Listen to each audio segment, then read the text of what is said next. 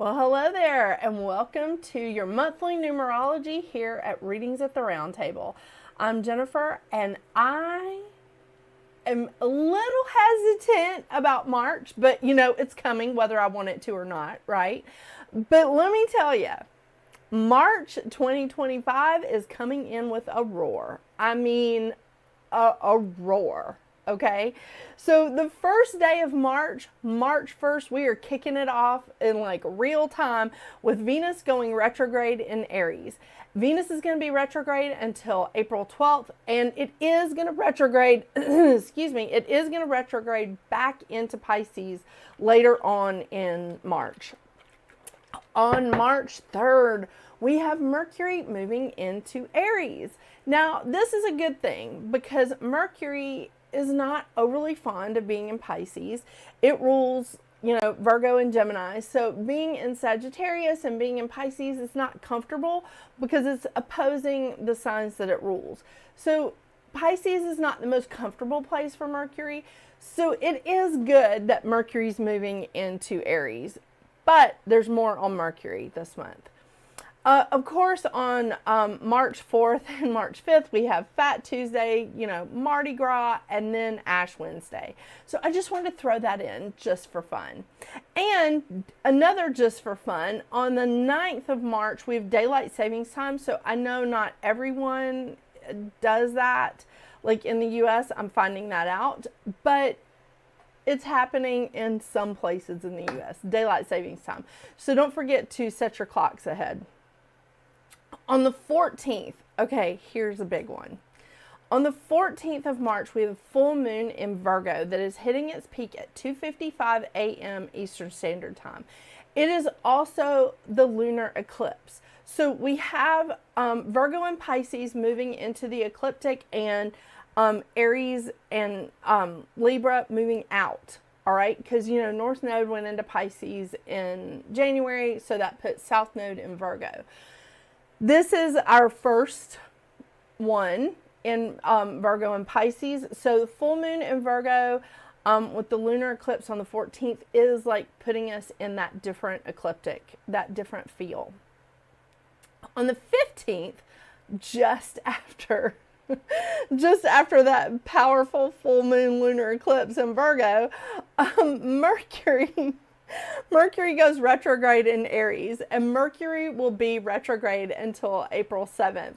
On a side note, this is the Ides of March. So it's kind of interesting because there's a lot of superstition around March 15th, around March 15th, because that's supposed to be the day that Julius Caesar was assassinated. And there's a lot of other superstitions around the Ides of March, but I just thought I would let you know, Mercury is going retrograde in Aries on that day. I know. It's insane. On the 17th, of course, we have St. Patrick's Day. And on the 20th, we have the sun moving into Pisces. The sun moving into Aries. What is wrong with me? There is a total party going on in Pisces. So if you have a lot of stuff happening in Pisces in your chart, you need to be aware of this. If you have sun, moon, or rising, or just a lot of planets in Pisces in your chart, you need to be aware of this because there is a total party in Pisces, like right now. And all the way through March, to be honest with you. Okay, so back to this. On the 20th, the sun moves into Aries, not Pisces, and it's also the spring equinox. Wow, love that. Love it. It is also International Astrology Day. Go hug your astrologer. Go buy your astrologer a cup of coffee. I'm just kidding. I just think it's a lot of fun. Okay, so on the 27th, I told you there was more going on with Venus. On the 27th, Venus retrogrades back into Pisces, and on the 29th, Mercury retrogrades back into Pisces. So again, as I said, there's a party going on in Pisces.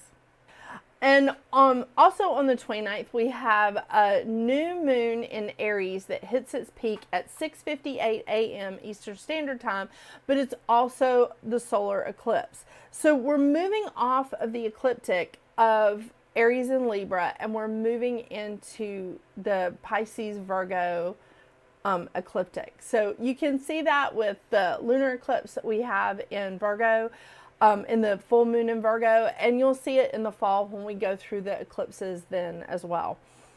On the 30th, here's a kicker. Neptune, who rules Pisces, is moving into Aries. Now, Neptune moves very slowly, if I'm not mistaken, 14 years. Yes. Yeah, Neptune moves every 14 years. Just wanted to double check my notes. So Neptune has been in Pisces, which it rules, for the last 14 years. It's moving into Aries for a short period of time, and then he's going to retrograde back into Pisces for a little bit before moving into Aries again for the next 14 years. So that's a big deal. And we're going to talk more about that. I have like a whole video planned on that. So just letting you know. Okay, so we're ending March with 5 planets with North Node in water, 2 in air, 2 in earth with South Node, and 2 in fire. Yeah, party in Pisces. That's all I'm saying. So we have the Sun and Neptune in Aries, Uranus in Taurus, Jupiter is in Gemini, Mars is in Cancer, and thank goodness, like, Mars is going direct on the 23rd of February. Oh my gosh. So happy about that. Then we have South Node in Virgo, Aquarius is hosting Pluto, and Pisces has North Node, Saturn, Venus, and Mercury. Yeah, it's a good time. All right, so I want to tell you what the crystal of the month is. I'm so excited about this. It's so pretty, and I have to move all my notes and stuff. So before I do that, I do want to tell you I will be pulling from the usual cards this month. The Goddess Guidance, the Goddess Guidance Oracle deck and Moonology Oracle cards by Yasmin, Boland. I just love these cards, even with my coffee spilled on it right there. Yeah, I love these cards. So I will be pulling from those cards for the advice cards for March. And I think I can get this. Let's see. Okay, yeah. How about that? Okay, here we go. So, the crystal of the month is petrified wood. And I don't have that many pieces of petrified wood because it seems to sell really quickly. I don't know what it is, but in my booth, this stuff sells like hotcakes. It's amazing. So I picked up these pieces all at this wonderful Natural Treasures Incorporated. They're out of Pittsburgh. I picked them up from, I picked these up from them. These are so beautiful. They are so these are wonderful because they've definitely been polished. And I love that you can see like the different colors and the different textures in these. Here's 2 small pieces. And you can really see like there's a lot of different colors. Most of them are like sort of this reddish brown color, but there are light browns, there's blacks, there's like, this one has both light brown and red in it. There's even like little streaks of white here and there. They're absolutely gorgeous. Okay, I jumped the gun and put my notes down because I wanted to read this. The petrified wood is an energetic cleanse. It promotes balance and calmness. It grounds energy. It dissolves emotional fears, and it encourages inner peace. I think this is so important, like really during this time when we have Mercury and Venus, like both retrograde in Aries, both going back into Pisces. There's a lot of things like happening right now that I feel like we need some balance, and I feel like this is it's also a year of release. It's a year of the 9.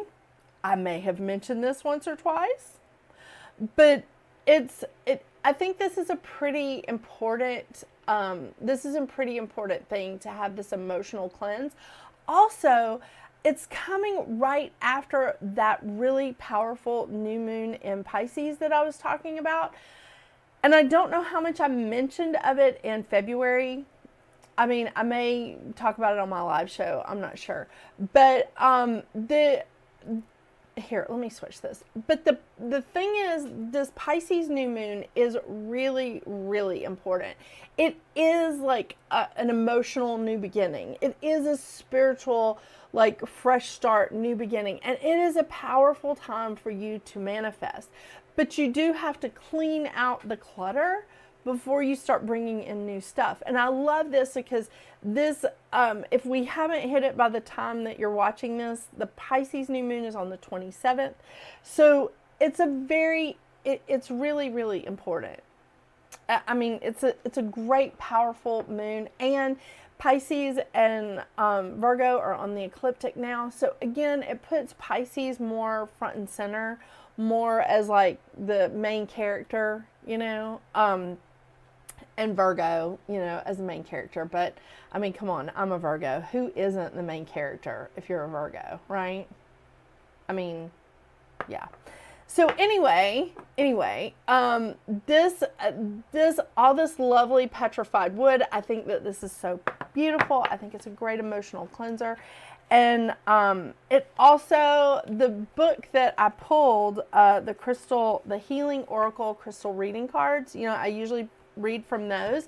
It also connects us with our ancestors. It connects us with our roots. And I think that's so great because, again, it helps ground us. This is a strong strong grounding stone and centering crystal. It assists in connecting you with the tree spirits to receive deep wisdom and healing from your ancestors. It awakens the deep knowledge that lies within the blood and bones of your ancestry. It assists in realizing any old ancestral karma brought down through the bloodline. I love it. Love it, love it, love it. So let me know what you guys think about it. Again, this card is such a perfect illustration of how different each piece of petrified wood, I feel like, is just very, very unique. Yes. And speaking of unique, let's see what your individual numerology is for this fantastic and very motivating month of March.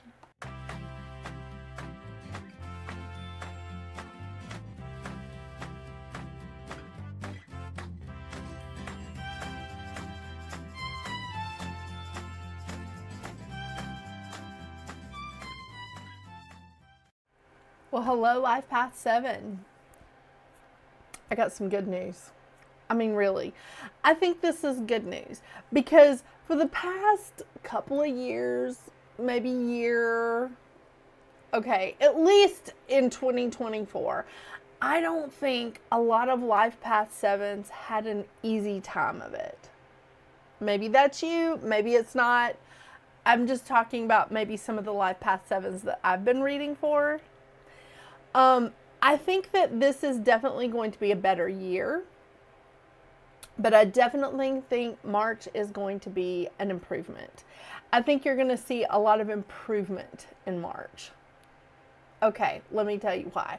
First of all, I think that Life Path 7s, unless you are ruled by Venus in your chart, which again, I know some of you probably are, you're going to have an easier time than some of the other life path numbers because in March, you're under a 1 vibration. Okay, so March for you is a 1 month. However, I think you're going to have an easier time of it anyway because there's nothing in your life path that is about relationships, entanglements in any kind of business, personal, like romantic friendships. It's not about relationships in that respect. If she turns my coffee over again, y'all, I'm going to be giving away a cat on screen. She turned my coffee over earlier, and I've got coffee all over me. It went everywhere, in my hair, on my makeup. I was unhappy. Let me get back to you, Life Path 7. So your relationship that you'll be working on during Venus retrograde in March is your relationship to yourself, to your spiritual connection. So just keeping that in mind, that with Venus and Mercury retrograde in March, Mercury goes retrograde all the time. I mean, that's just, we always deal with that, right? But Venus retrograde is a whole different animal, and it comes around just a couple of times a year. I mean, every couple of years. I'll get this out in a minute. So with you having a 1 vibration and during this super fun time of Venus retrograde, I think that it's actually going to be easier for you than some of the other life path numbers. So the mantra of the 1 is, I am inspiration. I fearlessly direct my creative ideas into action. So this is a fantastic time for you to focus on new beginnings, on creativity, inviting in inspirational ideas, or maybe channeling in, receiving inspirational ideas. Be open to receiving. The reason why I say this is because, again, Venus rules relationships of all kinds, any kind of partnership, and our material things. So our finances, our income stream, material things that we love, I don't know, car, boat, cabinets, I don't know. I'm just throwing stuff out there. I mean, for me lately, it's been a fan, but that's a menopause thing, so we're not going to get into that here. But this is definitely a time for you to be your philosophic self, for you to contemplate, assess. And I like the word, because I've been throwing it around so much today, reevaluate. But the thing about it is when we're in any kind of retrogrades, it's a good idea to reevaluate. It's a good idea to reassess the situation, to reassess what's going on around us. And with being in that 1 vibration, because 1 is such a number of, and a vibration of initiative, of taking the initiative, being like your individual self, seeing that there's other opportunities out there, getting really creative with some of the ideas and the inspirational, the inspiration that's coming into you, and just being like, okay, all right, I need to have some confidence in myself. The thing is, the 1 vibration is about being confident in yourself, and your life path is all about trusting your own judgment. So this is going to be a bit of an easier time for you than it is for some other life path numbers. And I think you deserve it. I mean, good grief, you have been through it. I mean, you've been wrung out, right? So now it's time for you to get out of the hot seat, unless you got a lot of Pisces in your chart, and then I'm really sorry. But, or unless you're ruled by Venus, and again, I'm really sorry. But for your life path, for your numerology, this is going to be an easier time. How about that? How about them apples? Yeah. So it is some good news. I know. Venus retrograde is just a little squirrely. I'm sorry. Weird stuff always happens to me during Venus retrograde, and I'm not really excited about this. I'll just be real honest with you. But for you, this is going to be great. This has an option, a potential for being really fantastic, really. So, the lesson of the 1 is to push through any insecurities and doubt while developing confidence in your own brilliance. I think that is so perfect for what you have an opportunity to do in March. And remember, we're coming into March right after this really wonderful and powerful new moon in Pisces. Yeah, manifesting central. So the shadow side of the one is isolation, insecurity, and doubt. No shocker there. But it can make people think that you are being selfish, lazy, or maybe even a little aggressive because they may not understand what's going on. They may not have a bigger picture of what's going on, just like the Hermit card. You have to step back and look at the bigger picture of what's happening. So these people may not understand why you're isolating or why you're feeling insecure. It's okay. It's all right. But we're also not going to camp out in those shadow sides, right? Because there's some similar shadow sides in your own life path. Your shadow sides for your life path is self-imposed isolation, self-doubt, feeling insecure that drives you to run from problems and decisions.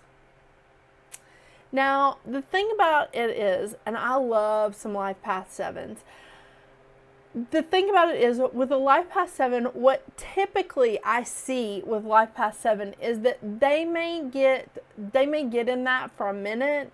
They may get in that running from problems and decisions that need to be made for a minute, but then they're just like, okay, I'm ready to go. That's kind of the way it's supposed to be. So I do feel like there's a lot of great potential for March. There's a lot of really fantastic options and opportunities out there, especially being in a 1 month. The one, the new beginning, the Genesis. I love it. I love it. All right. So I will remind you of your mantra while I'm here, just for fun. I am graceful spirit, finding insight, beauty, and peace around me. And sometimes that requires a little rest, requires a little dipping out, right? Yeah. But not forever. Don't isolate yourself forever.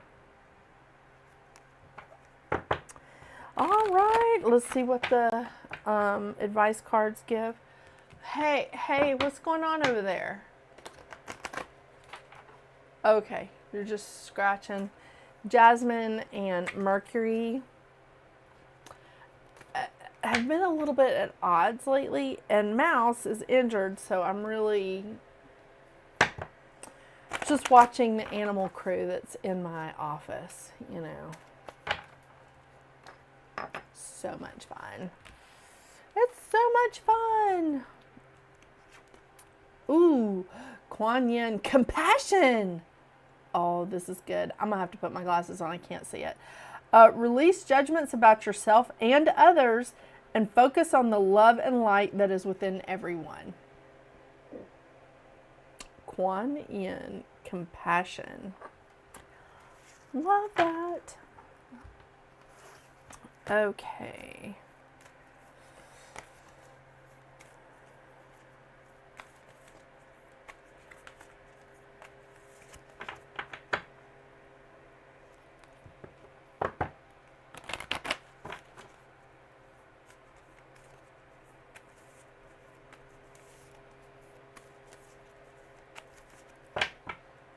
One more shuffle, I swear. Okay.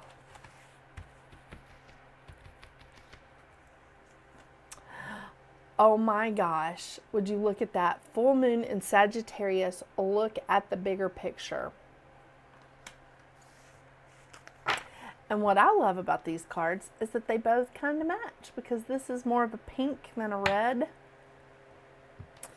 God, I love it when that happens. I'm such a weirdo, I know, but I'm super fun at parties. If you ever want to invite me somewhere.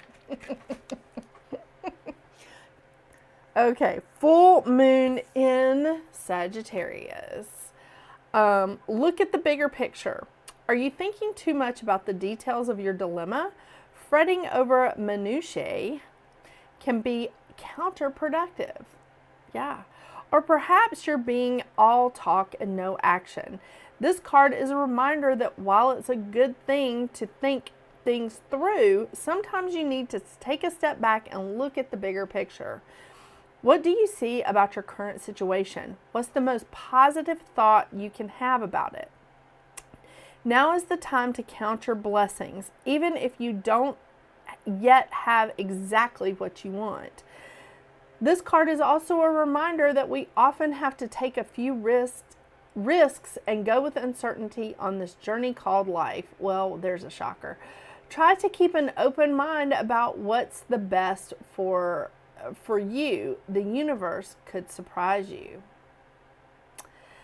Take time out for a mini break or adventure.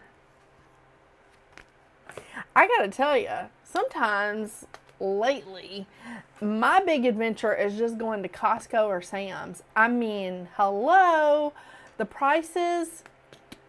Oh, I'm like, okay, that was adventure enough for me. And we spent as much as we do on vacation. Yay, yay. I'm just kidding. All right, well, thank you so much for joining me today, Life Path 7. I hope you have a marvelous, I've used that one today already, but it's worth it. You know, a marvelous March. And until we see each other again, get out there and make your magic. Bye.